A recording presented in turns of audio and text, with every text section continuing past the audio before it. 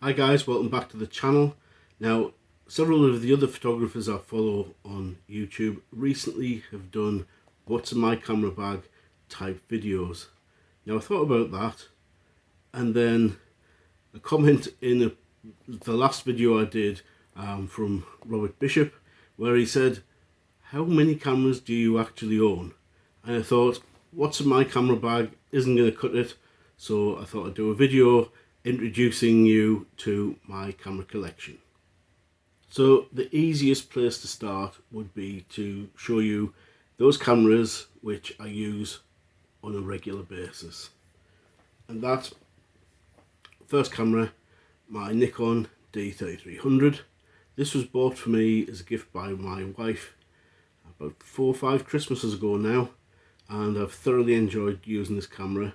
I've got a few different lenses for it, and I'm going to hopefully do a review on those lenses and also on the camera itself in the channel in the new year. Next on the list is a camera, if you've watched any of my videos you'll be more than familiar with, which is the Panasonic FZ82.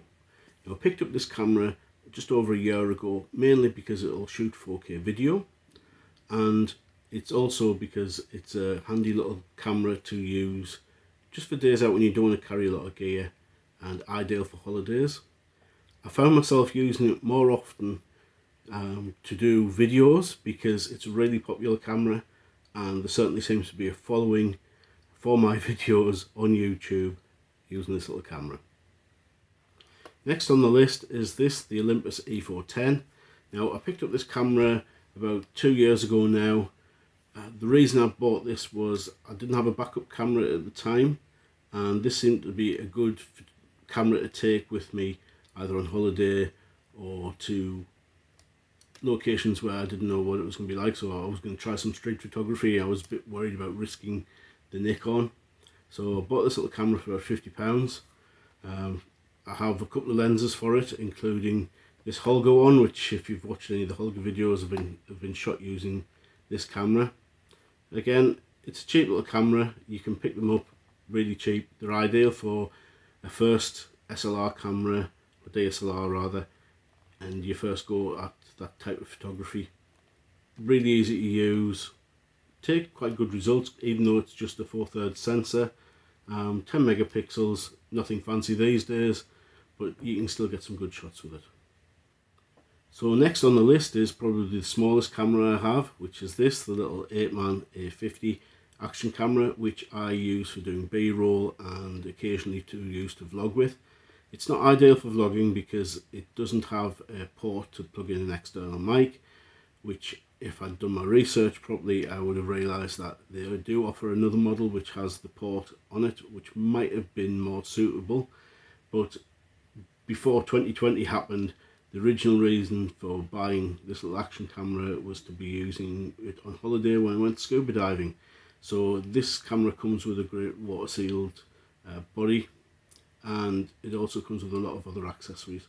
So if you want to know more about what you get with this camera, I'll put a link above and in the description to the video where I did an unboxing of this camera.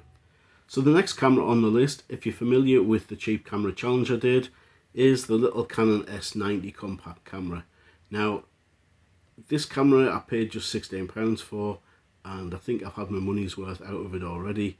It takes some good shots, quite fun to use, great for street photography because nobody notices you've got it in your hand, and yeah, it's a great little camera. So the next camera on my list is the little Nikon S1 mirrorless body, and I bought this to mount the little Fujian CCTV lens to. It gives it a unique look to the photography. I'd like to buy another lens to mount onto this camera, perhaps one of the Nikon 1 factory lenses. They do seem to be quite expensive to pick up though. So the next camera on my list is one of the 2 instant film cameras I have, and the first one is the Instax 100. Now I bought this a few months ago now. It cost me I think £9.50, so it didn't exactly break the bank. I mean, the film cost more than the camera itself. I've enjoyed using it. It's different type of photography altogether. It's good to be able to watch the picture appear right before your eyes, but the quality is it's alright, but it's not great. I think the lens in these Fujis is obviously a plastic lens and isn't designed to be optically fantastic. It's just there to be quite cheap and fun to use. I think some of the lomography cameras, perhaps they would be a better option if you were wanting to go down the instant camera route and you wanted some nice sharp images. So the other instant camera I own is this, the Polaroid Z2300, and this was picked up just because it was kind of quite a novel little camera, I thought. I hadn't seen one before, and when I looked at the reviews, these came out with a better image quality than the Polaroid Snap. Again, really cheap camera to buy. I think I paid £8.50. Didn't come with a charger and the battery was a bit iffy, so I did buy a new battery for it. And then of course you have to buy zinc paper as well, which, like the Instax, you end up spending more money on the film than you do on the camera in the first place. But it's quite fun to use. It's 10 megapixel. The advantage of this camera over a regular instant film camera is you can take a card, so it can record your images and you can print them off when you want. That's an advantage, I think, over your Polaroid cameras, regular Polaroid cameras, and the Instax, where you literally, if you take a photograph, you've got to develop it. Whereas with this camera, you can choose to print it or not to print it. So now we'll dip into the realm of retro digital cameras for a little while, and this one is the Kodak DC-120. Now I picked this up, I think it was about 5 or something stupid like that, and it wasn't in the best of condition. The batteries had been leaking in it, and the lens element was full of all of the kind of corrosion that you get from the batteries. But it didn't take much to strip it down and have a look inside it, and yeah, put it back together. It was working. It takes a compact flash card, and it shoots in RAW, but not like your regular RAW. This is a Kodak RAW, and you need certain software to be able to actually develop the files, which is a bit inconvenient because it'll only run on older machines. You can't get it to work on Windows 10, the Kodak software that it came with. Luckily, I do have an old XP or Vista machine, and that will still run the software. It just means I have to dig that out every time I want to use it, which is a little bit inconvenient. This is only 1 megapixel camera, but to be honest, the image quality, considering it's only 1 megapixel, isn't that bad. It can still take some quite good images, and considering this was a camera from 1997, it's still working today. I think it's pretty amazing, really. So onto the next camera, and you can't think of retro digital cameras without at least mentioning the Sony Mavic. I wanted one of these because I think they're absolutely bonkers.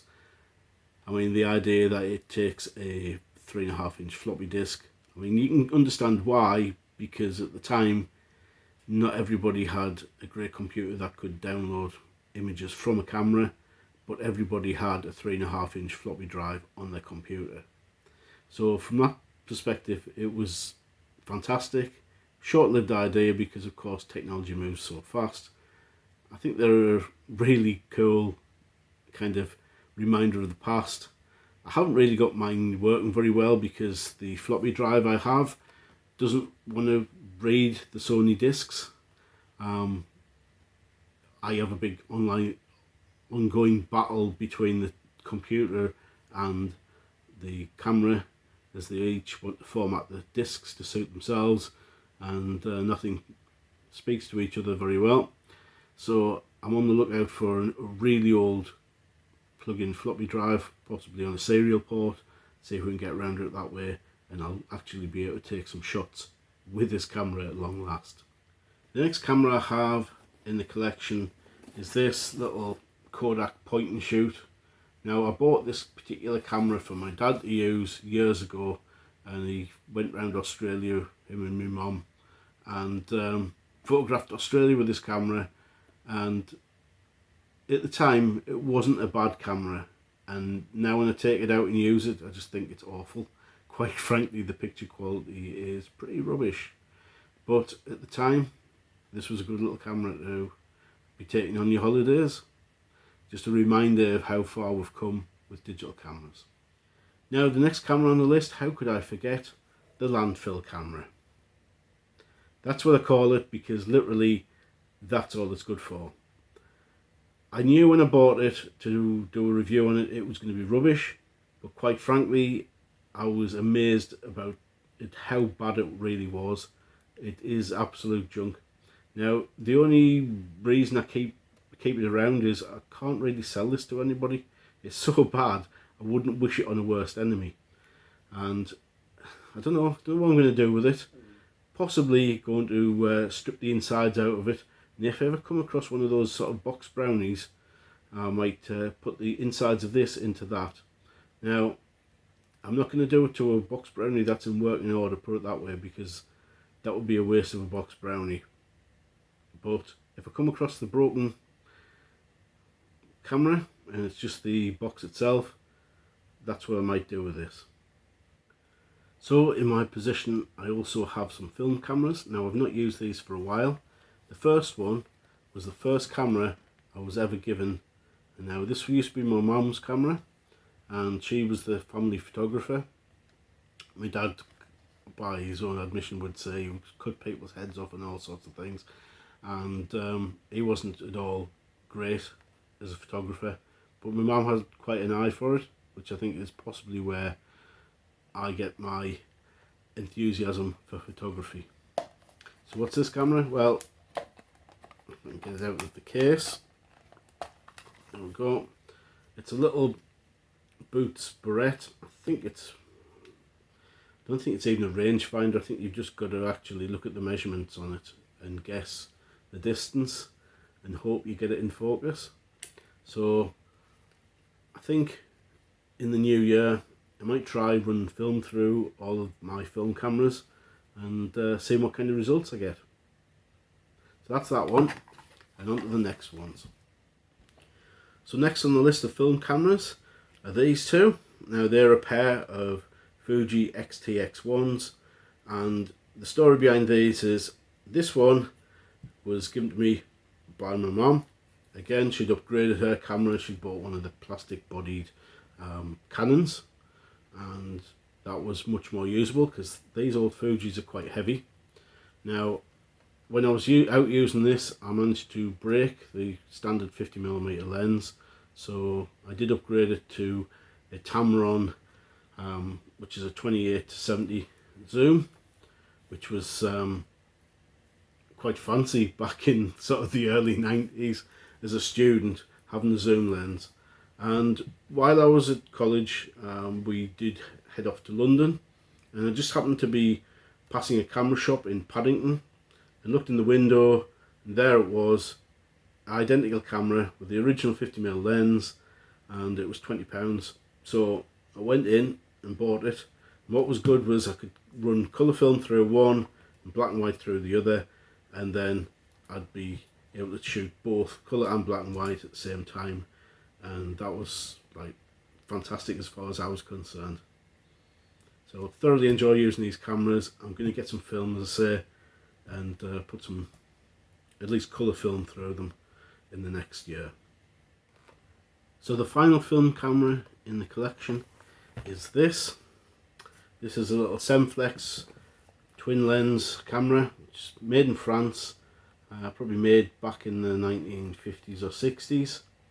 This one is one that you look down through the lens and takes 120 film, and this one apparently did service on one of the local papers used by one of their photographers, and then was passed to a friend of the family who then heard that I was interested in photography when I was a young lad and gave us this camera. I didn't know what to do with it then, still not really that sure now, but hopefully in the new year I can get some film and try it out. It's a bit scary, I'm not really sure what I'm doing with it, but hopefully I shall find some videos on YouTube to watch using these type of cameras. I've also got the brochure with it, so hopefully there's some instruction in there. And yeah, we're going to see what we can get. I've got an external light meter, so hopefully I'll be able to expose the photographs correctly. But definitely going to be a learning experience. So that's it for the film cameras. I've got one last camera to mention. So the final camera in the collection, I'm sure you'll have realised by now, is this, the Alberg Best camera, which I reviewed in the last video. What I'm going to do is I'm going to give this camera away. All you need to do to enter is be a UK resident, because I don't really want to be posting it abroad, and simply answer the question, where was the Semflex camera made? And I will do a little draw and announce the winner of this little camera in the next video. Thanks for watching. I hope you've enjoyed having a look through my camera collection, and it's definitely a growing collection, and might have to rectify some of that, maybe sell a few, but no doubt that'll be to buy some other ones. Anyway, thanks for watching, and I'll see you again next time. Bye for now.